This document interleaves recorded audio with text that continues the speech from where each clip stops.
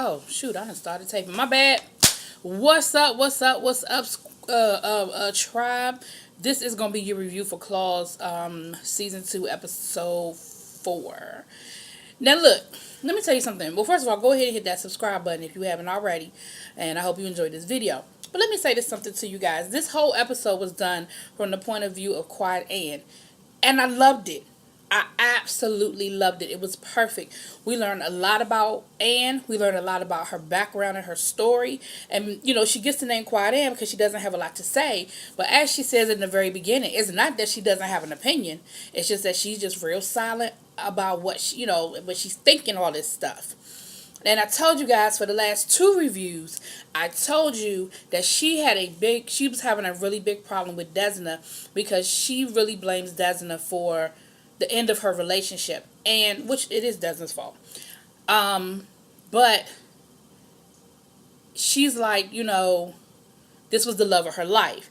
And what we find out later on, and I don't want to jump too far ahead, but what we find out later on is because Quiet Anne was this player, like the first season, you saw her with a lot of different women, and she was like a player type situation.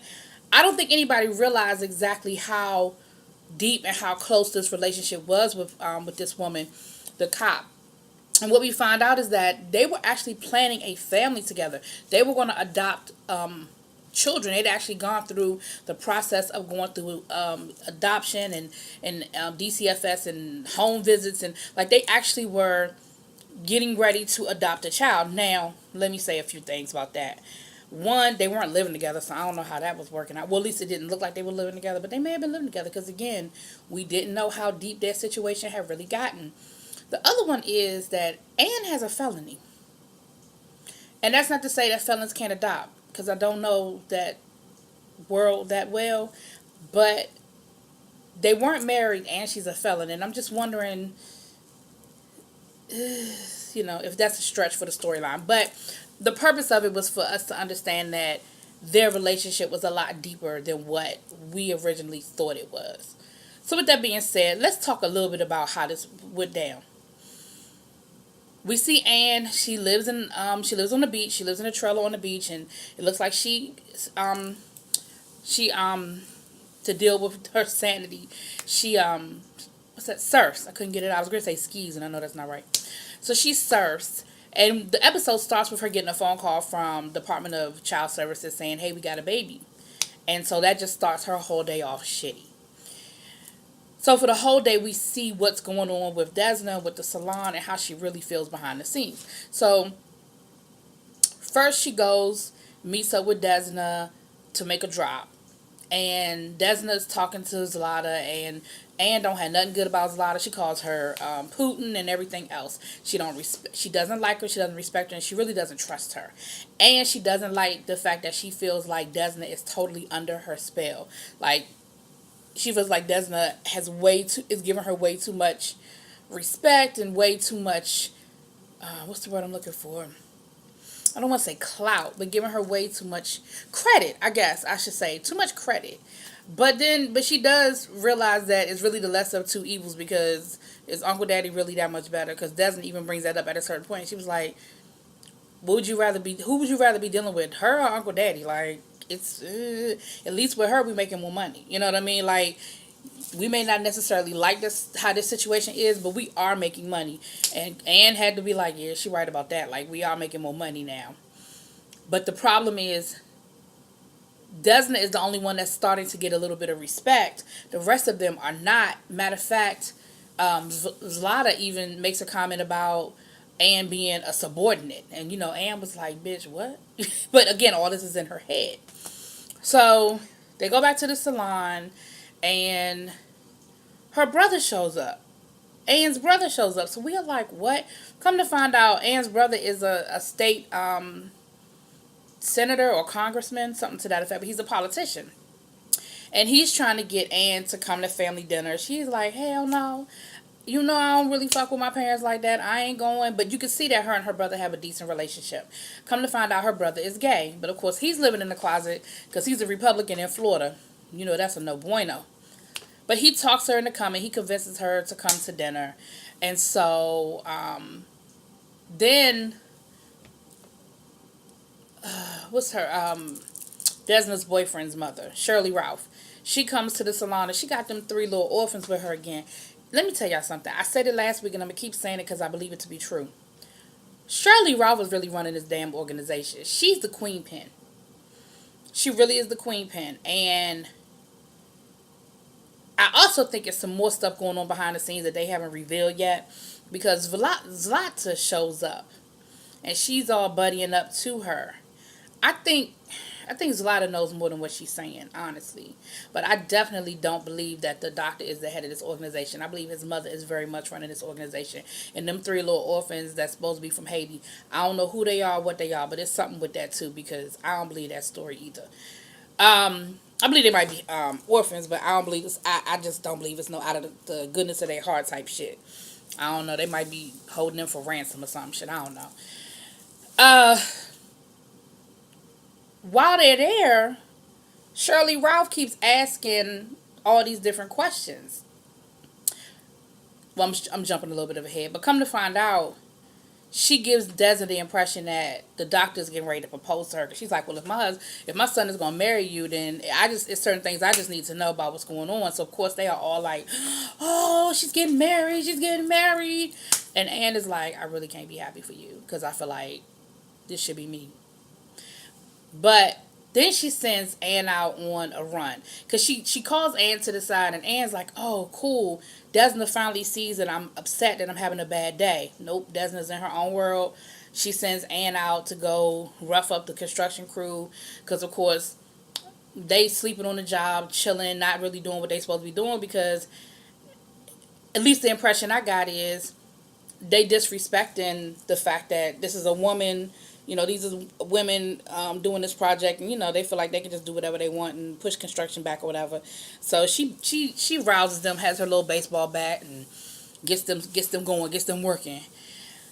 Then and the whole time she's listening to old voicemails, she's scrolling through her phone, looking at old pictures. Like the whole time she's just really focusing on what she feels like she lost, and she's getting angrier, and more. I would say depressed and angry all at the same time. You know what I mean? She's really still upset about y'all, these braids. Ooh, they so heavy. More and more upset about the whole situation. Like the whole day, just I can't. I'm sorry, y'all. I can't get uncomfortable. Like in a comfortable place. It's just I can't. Ooh, the next time I say I want braids, y'all tell me not to do it. Anyway.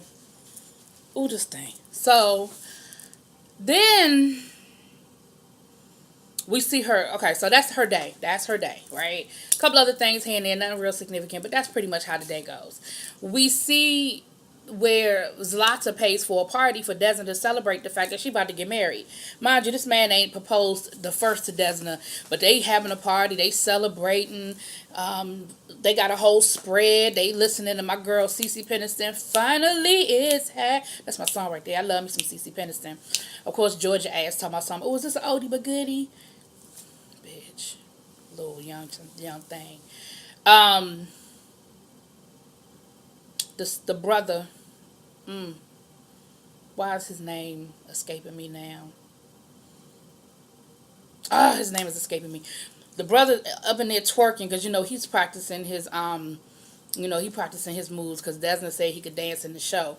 Oh, we also found out that Zlata is branching out from just her dancing show. She's now offering escort services for the guys and happy endings and all this other stuff. And it was just on the tip of my tongue. And of course, the brother want to know. He said, "What is a happy ending?" Now, I'm not familiar with that terminology. What is a happy ending? And they be like, "Don't you worry about that. Your sister said you can't do none of that. You just dance and go home. That is it." Well, him and Virginia end up getting into an argument because Virginia is trying to help him get his twerking together.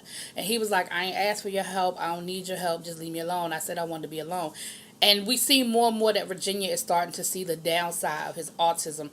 And I shouldn't say the downside, but the other side of the autism, the quirkiness, you have to be very, very careful and specific when they say people who are on the spectrum, and it depends on what part of the spectrum, but very specific and very literal. And if he said he wants to be alone to go practice his dancing, that's what he means. He wants to be alone.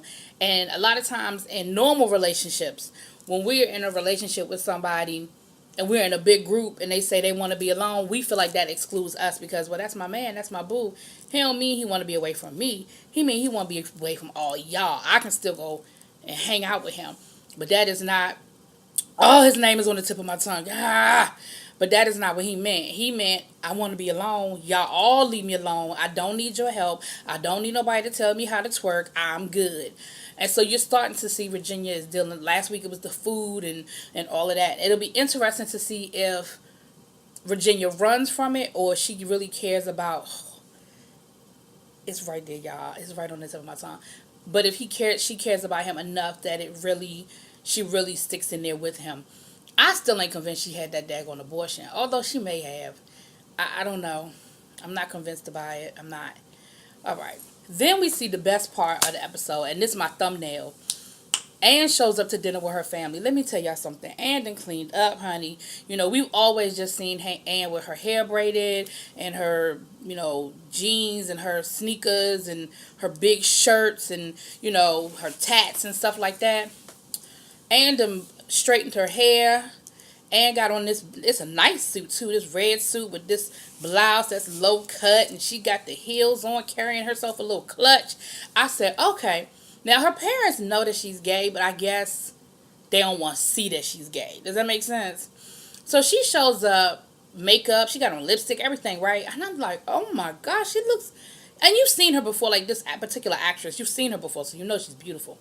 So they get to talking at dinner, and again, she's in her head, and she's talking about her parents are these Florida Republicans who are from Cuba who think they're above other immigrants because they're political asylum seekers versus just immigrants who are sneaking in the country.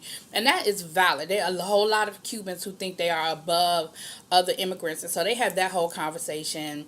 And again, I ain't talking about all Cubans, y'all. I'm not talking about all Cubans, but there's a group of Cubans in Florida, and they're not just in Florida, but specifically in Florida. Like, look at a Marco Rubio and how he feels about immigration and stuff like that. Okay, that's what I'm talking about. Look at what's my other dude? The one out of Florida, whose father is from Cuba. The one that nobody hates.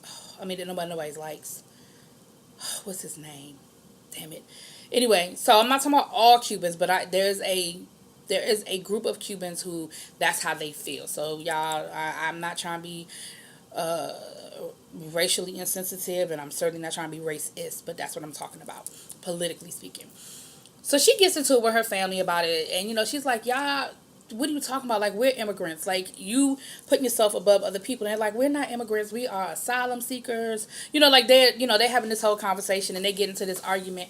And she was like, you know what? I need a break. Like, she was, and they were like, we talked to Frank.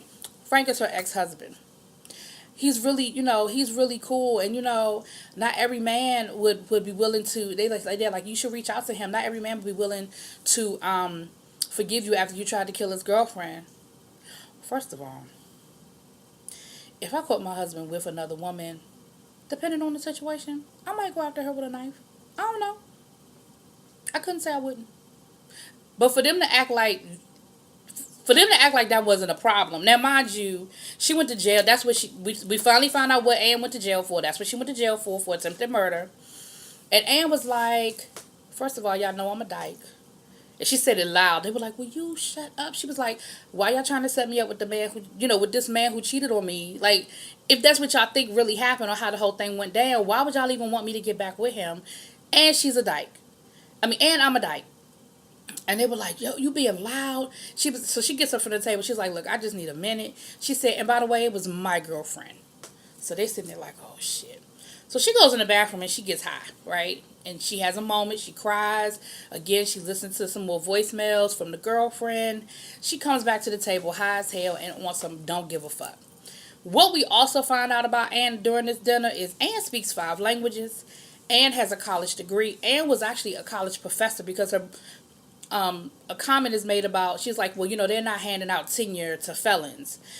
When she was in jail, none of her family came to visit her. Like, we're learning more and more about her story. And what was funny was, she's on some straight up don't give a fuck. So she blurts out, she said, he's gay. she outs her brother, and her brother's like, what the fuck? Because her brother just announced that he's gonna run for governor, so of course he can't be no Cuban gay Republican like that out of Florida. That just ain't gonna work. You ain't gonna be no governor. And so he was looking at them like he was looking at her like, what? Why you out me? Like what the fuck? Because the brother had been flirting with women and all of that. And in her head, she was like, you are gay. Like what is wrong with you? And the parents were like, so when he said I have an announcement to make, they were like, are you getting married? And in her head, she's like, hell no, he ain't getting married. Like she's just the whole time. Her comments are hilarious. So she when she blurts out, she was like, he's gay. And her mother was like, we don't give a damn about him being gay. Everybody gay. And the whole room is like, what? What you mean everybody gay? Girl, come to find out, her parents are gay and they're each other's beard. She was like, did you really think your Aunt Louise was your aunt? And they were like, what? Honey, it is hilarious. So both of her parents are gay. She's gay, her brother's gay. Come to find out, their problem with her isn't that she's gay. Their problem with her is that they feel like she's not living up to her potential. And that's when we find out that, she speaks five. Well, we knew before that. But the fact that she has this college degree and she speaks five languages. And in their mind, they're like, but you're cool with being security for a salon in the hood. Like, that's a problem for us. Like we have a problem with that. Like we're not cool with that. And that is what our issue is. We could care less that you're gay. And so I think that gives Anne like a different perspective on some things, a little bit. Like she ain't ready to go out and apply for jobs to be a professor or nothing like that. But I think it gives her a different outlook on her parents a little bit to understand that it's not because she's gay. It is because of a legitimate situation that most parents would have a problem with. Like most parents would have a problem with their child with all of this potential working security for a nail salon in the hood. Now, mind you, they don't know she's a front for a drug cartel. Like, they don't know all that other stuff. They just see the front of it. So her and her brother end up spending the night getting high, talking about their family dynamic, the new family dynamic and stuff. And come to find out, her brother's like, look, I can't come out the closet. Like, I have aspirations to be in the Oval Office. Like, politics is my life, and I understand that. Y'all see this little piece of hair coming off this braid? He was like, politics is my life, and I know what I can and can't do politically. Like, I know that I won't be accepted as a gay Republican. Like, I know that that's not going nowhere, out of Florida. Like, so, anyway, then we get back to Desna, and Desna calls Anne because she has a situation. No, not Desna. I'm sorry. Jen calls Anne. Jen Asden got drunk, went down to the liquor store, drinking boxed wine. Honey. So they call her down there. She goes to take care of it. She flirts. Mind you, she still got her, her new attitude outfit on. So she flirting with the security guard. And she gets Jen out of there. But she was like, Jen, we're going straight to a meeting. Takes Jen to a meeting. So next thing you know, she's back in her, hat, braids, They're at a meeting. And the weirdest shit happens. They doing some weird ass writing this season. Jen goes up to Cher, and in her head, Anne is like, these meetings are so boring. Like, I wish somebody would do something different. Next thing you know, Jen starts singing a song. She starts singing this country song about how she met Bryce, and they met right here at a meeting. He was a crackhead. She was an alcoholic. Like this, she's singing this whole song. Bryce, Uncle Daddy, and Roller come walking in, and Bryce starts singing to Jen. Like, they sing this whole duet. And you think that it's in her head, which the singing part of it probably is in her head, but come to find out, they actually have walked in the meeting. And Bryce tells Jen, it's over, like, I'm filing for divorce. Like, I can't. He was like, every time I close my eyes, I just see you with this man. Like, I can't get past it. Like, I'm sorry, I just can't do it. So, of course, that takes Jen into a whole different realm. Desna shows up late, and she's like, what happened? And of course they tell her how the whole thing went down or whatever. So then we see they're back at the salon, and I want to make sure I get this whole scenario right. They're back at the salon, and Anne finally says out loud what she's been thinking. And she tells Desna, she calls Desna a bitch. She says, you're the reason why I'm by myself. Like, I'm sick of this. I'm sick of you. I'm alone and it's all your fault. And Desna's like, what the fuck are you talking about? She calls her a bitch and everything else. And Desna's like, whoa, whoa, whoa. Like, I have always done everything to look out for all of y'all, especially you, Annie. You know that. So what the fuck are you talking about? Well, come to find out, like I said at the beginning, nobody knew how deep their relationship was. And Anne tells them, Anne's like, look, we were going to adopt a baby. We were starting a family. And Desna's like, ain't nobody know all that. Like, you didn't tell us that. We thought we were just setting up another one of your tricks. Like, we didn't know how deep it was. We didn't know it was that serious. And so her and Anne kind of talk it out. And she's like, Anne, you got to let me know these things. Like, you can't not share with me what's going on, to tell me what's going on and expect me to know. I'm not a mind reader. So I'm glad that Anne was able to finally get it off her chest and share with Desna, because the whole episode, she talking cash shit in her head. But it was funny to see her slapping Desna and calling Desna a bitch. That was like, Desna's face was like, what? Like, she was so done with the whole situation. But honey, we not mind readers, but it was great. It really, really was a good episode to, number one, learn more about Anne, but to also see how deep Anne's relationship was with this woman. All right, so here's the last little bit. So they convince Anne. They like, look, go get your woman. Like, go apologize, tell her you're sorry, and go get her. Like, they be like, she don't work for the cops anymore. She lost her job. So, it's cool. You know what I mean? Like, you can be with her, because the big problem with you being with her before was that she was a police officer. She ain't a cop no more. Go get your woman. So she listens to them, and she goes over there to the house, to the woman's house, and nobody answers the door, because she said, well, she's got a new woman now. She's in a relationship. And she calls her and leaves this long voicemail confessing to everything that she did, apologizing for everything, and pretty much asking for forgiveness, and hangs up. She hangs up the phone. Well, the woman calls her back. I forget her name, but she calls her back. And she was like, yeah, I got that call too. She's like, she knew why Anne was so emotional. She was like, I got the call too. And Anne was like, I'm so, so sorry. She was like, I never meant for things to go this way. I still love you. She was like, I know you're in a relationship, but I still love you. And she's like, I'm not seeing anybody. And she was like, oh, because, Anne been stalking her ass on social media too. She was like, oh, well, I thought that was your girlfriend. And she was like, no, she's just a friend. And she was like, I tell you what, meet me at my house. I'm getting ready to leave here. Meet me at my house. And you see that she's in a car. And Anne is already sitting in front of her house. So Anne's like, okay, I'll wait. I'll be here when you get here. Next thing you know, she hangs up the phone.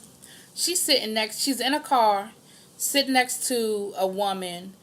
And come to find out, she did not lose her job. She is still a cop. And the woman is her partner. They roll up on the doctor from the clinic and they arrest him. Honey, it's about to get real deep up in these streets. But that's where it left off. So we're going to see how that picks up next week. It's some shiggity going on.